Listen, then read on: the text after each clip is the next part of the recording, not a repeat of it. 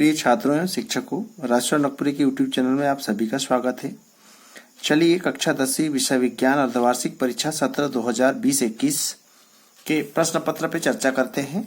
परीक्षा से संबंधित निर्देश यहाँ दिए हैं। समय 3 घंटा है, जो है 80 अंक का पेपर है इस बार का। अब देखिए यहाँ पर हम खंड अ में ये जो है 6 प्रश्न दिए हैं और सभी प्रश्न 1 अंक का है। इस प्रकार से कुल 6 अंक है। सही विकल्प चुनना है आपको। इसमें लिखा हुआ है सही विकल्प में, देखिए यहाँ पर कि निम्न में से कौन सा भौतिक परिवर्तन नहीं है। तो भौतिक परिवर्तन का मतलब यह होता है कि यदि किसी वस्तु में परिवर्तन होने के पश्चात वह पुनः अपनी वापस स्थिति में आ जाता है। जैसे हमने मान के चलिए हमने बल्ब को स्विच ऑफ किया तो वो बंद हो जाता है और स्विच ऑन करेंगे तो वो चालू हो जाता है। तो यहाँ पर 4 ऑप्शन दिया है। खौलते पानी से जल वाष्प का बनना, एलपीजी का दहन, बर्फ का पिघलकर जल बनना, नमक का पानी में घुलना। तो निश्चित रूप से इसका जो सही उत्तर है बी नंबर का है, एलपीजी का दहन। ठीक है। अब दूसरे नंबर पे निम्न में से कौन सी एक रासायनिक अभिक्रिया नहीं है, आपको बताना है। इसमें भी 4 ऑप्शन है। लौह पदार्थ का जंग लगना, भोजन का पकना, बर्फ का पिघलना और कागज का जलना। रासायनिक अभिक्रिया में किसी वस्तु के अवस्था में परिवर्तन होने के पश्चात वो पूर्व अवस्था में वापस नहीं आ पाता। जैसे यहाँ देखिए कागज का जलने के बाद में राख बन जाने के बाद पुनः उसको कागज नहीं बना सकते। तो इसका सही ऑप्शन है सी नंबर का है, बर्फ का पिघलना। तीसरे नंबर पे सोने एवं प्लेटिनियम को गलाने वाले अम्ल का नाम क्या है। इसमें भी 4 ऑप्शन है। तो इसमें से सही ऑप्शन ए नंबर का है, एक्वा रेजिया है ये। चौथे नंबर पे है रासायनिक अभिक्रिया में भाग लेने वाले पदार्थ क्या कहलाते हैं। पहला है उत्पाद, दूसरा है अभिकारक, तीसरा है यौगिक, चौथा है मिश्रण। तो इसका सही उत्तर है बी नंबर का अभिकारक। चलिए आगे चलते हैं। पाचन के समय आमाशयी पाचक रसों का पीएच मान होता है। तो यहाँ पर बताना है पाचक रसों का पीएच मान जो है सही उत्तर है पहले वाला है, 7 से कम है। इसका सही उत्तर है। 6वें में टमाटर में कौन सा अम्ल उपस्थित होता है। पहला एसिटिक अम्ल, दूसरा एक्जेलिक अम्ल, तीसरा है साइट्रिक अम्ल और चौथा है टार्ट्रिक अम्ल। तो इसका सही उत्तर है ऑक्जेलिक अम्ल। चलिए देखते हैं, रिक्त स्थान की पूर्ति करना है आपको। तो रिक्त स्थान की पूर्ति यहाँ पर भी 6 प्रश्न है और सभी प्रश्न 1 अंक का है। इस प्रकार से कुल 6 अंक। यदि आप मेरे चैनल में नए हो तो मेरे चैनल को सब्सक्राइब जरूर करें, साथ में अपने फ्रेंड्स को शेयर जरूर करें। चलिए पहला है सोडियम हाइड्रोजन कार्बोनेट का सामान्य नाम होता है। आपको बताना है सोडियम हाइड्रोजन कार्बोनेट का सामान्य नाम खालिस्तान होता है। तो इसका सही उत्तर है बेकिंग सोडा। इसे खाने का सोडा भी कहते हैं, मीठा सोडा भी कहते हैं। चलिए दूसरे नंबर में सिरका में खालिस्तान अम्ल उपस्थित होता है। तो इसका सही उत्तर है एसिटिक अम्ल उपस्थित होता है सिरके में। आगे चलते हैं, कमेंट्स करना ना भूलें। तीसरे नंबर पे धातुएं प्राय उष्मा व विद्युत की खालिस्तान होती है। तो इसका सही उत्तर है सुचालक। चौथा है सर्वाधिक क्रियाशील धातु खालिस्तान होती है। तो इसका सही उत्तर है सीजियम। 5वां है द्रव अवस्था में पाई जाने वाली अधातु बोला है। ठीक है। तो ये जो है द्रव अवस्था में पाई जाने वाली जो अधातु है वो है ब्रोमीन है। 6वां है स्टेनलेस स्टील में लोहे के साथ खालिस्तान तत्व मिला होता है। तो इसका सही उत्तर है क्रोमियम। अब देखिए यहाँ पर तीसरे नंबर में सही जोड़ी का मिलान करना है आपको, खंड अ खंड ब। इसमें भी 6 अंक का है ये प्रत्येक जो है 1 अंक का है। पहले में द्रव अवस्था में पाई जाने वाली धातु का बताना है। तो इसका सही उत्तर है बी नंबर का पारा है। दूसरे में धातुओं के खींचने का गुण। तो इसका जो दूसरे नंबर का जो सही उत्तर है आपका यहाँ पर है तन्यता है। धातुओं में खींचने के गुण को तन्यता बोलते हैं। धातुओं को पीट कर चादर बनाने का गुण। तो तीसरे नंबर में आघात वर्धनीयता है ये, जो ए नंबर का है। और चौथे नंबर में कम क्रियाशील धातु। तो चौथे नंबर का जो सही उत्तर है सोना एवं चांदी, जो ई नंबर पर है। 5वें में कार्बन की संयोजकता आपको बताना है। तो ये 5वें नंबर में जो कार्बन की संयोजकता एफ नंबर में है, इसका सही उत्तर है 4। 6वें में मोस्ली की आवर्त सारणी का आधार आपको बताना है।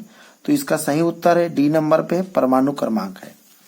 अब लास्ट प्रश्न की ओर चलते हैं। इसमें 4थे नंबर में ऑब्जेक्टिव में एक शब्द या एक वाक्य में उत्तर दीजिए। वायुमंडल में कार्बन किस रूप में उपस्थित होता है। तो इसका सही उत्तर है वायुमंडल में कार्बन अल्प मात्रा में कार्बन डाइऑक्साइड और कार्बन मोनोऑक्साइड के रूप में उपस्थित रहता है। खाना बनाते समय बर्तन की भारी सतह काली कब हो जाती? भारी सतह का मतलब है बाहरी सतह काली कब हो जाती? निश्चित रूप से अब जब खाना बनाते हैं और उसका जो ईंधन है वो बराबर मात्रा में यदि पूरी तरह जल नहीं रहा हो तो निश्चित रूप से उसका बाहरी सतह कैसा होगा? काला हो जाता है। तो इसका सही उत्तर है ईंधन पूरी तरह से नहीं जल रहा है। तीसरा है समूह 17 के तत्वों को किस अन्य नाम से जाना जाता है? तो इसका सही उत्तर है हैलोजन तत्व। चौथा है अष्टक का नियम किसने प्रतिपादित किया?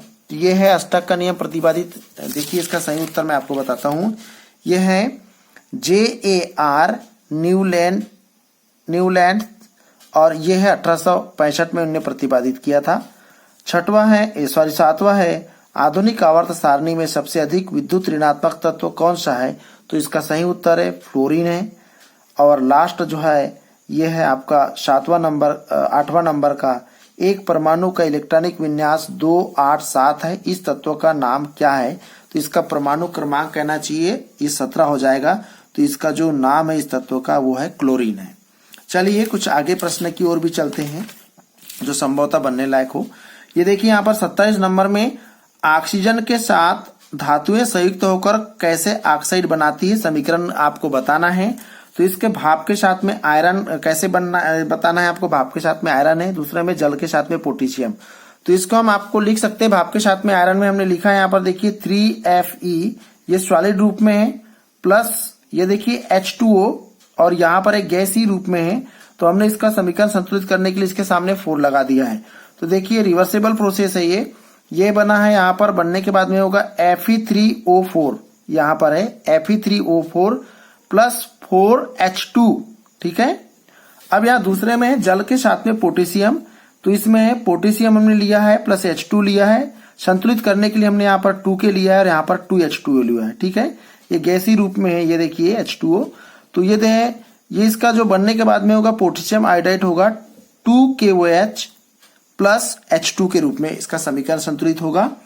आगे चलते 29 नंबर के प्रश्न पे। निम्न प्रश्न का उत्तर दीजिए। कार्बन में कौन से बंध पाए जाते हैं? तो इसका सही उत्तर है सहसंयोजक बंध है। कार्बन के अपरूप तत्वों के नाम लिखिए। तो इसके 2 मुख्यतः अपरूप तत्व है हीरा और ग्रेफाइट। चलिए प्रश्न 31 नंबर पे देखते हैं। यहाँ पर निम्न तत्व जिनके इलेक्ट्रॉनिक विन्यास नीचे दिए गए हैं इनकी पहचान कर उसके नाम लिखिए। तो पहला में 2, 8 और 2 दिया है इसका इलेक्ट्रॉनिक विन्यास। तो इसका परमाणु क्रमांक होगा 12 और इस तत्व का जो नाम है वो है मैग्नीशियम। दूसरे में है 2, 8 और 1, तो 8 और 2 10 है 11। इसका जो परमाणु क्रमांक है 11 है, ये सोडियम है निश्चित रूप से। तीसरे में सी में इसका परमाणु क्रमांक 17 है, इलेक्ट्रॉनिक विन्यास 2, 8, 7 के रूप में दिया है। तो परमाणु क्रमांक 7 किसका है? क्लोरीन का है। और ये लास्ट में यहाँ डी नंबर पे दिया है 2 और 1। तो ये जो तत्व का जो नाम है वो लिथियम है। 32 नंबर के प्रश्न में निम्न के नाम बताइए। 2 तत्व जिनके बाहरी कोश में 2 इलेक्ट्रॉन उपस्थित है। तो यह मैग्नीशियम और कैल्शियम है। 3 तत्व जिनके बाहरी कोश पूर्ण है, हीलियम, नियान और आर्गन। तो यदि वीडियो कैसा लगा आप अपना सुझाव कमेंट बॉक्स में जरूर लिखें। साथ में चैनल को सब्सक्राइब करना ना भूलें, बेल आइकन क्लिक जरूर करें। थैंक्स।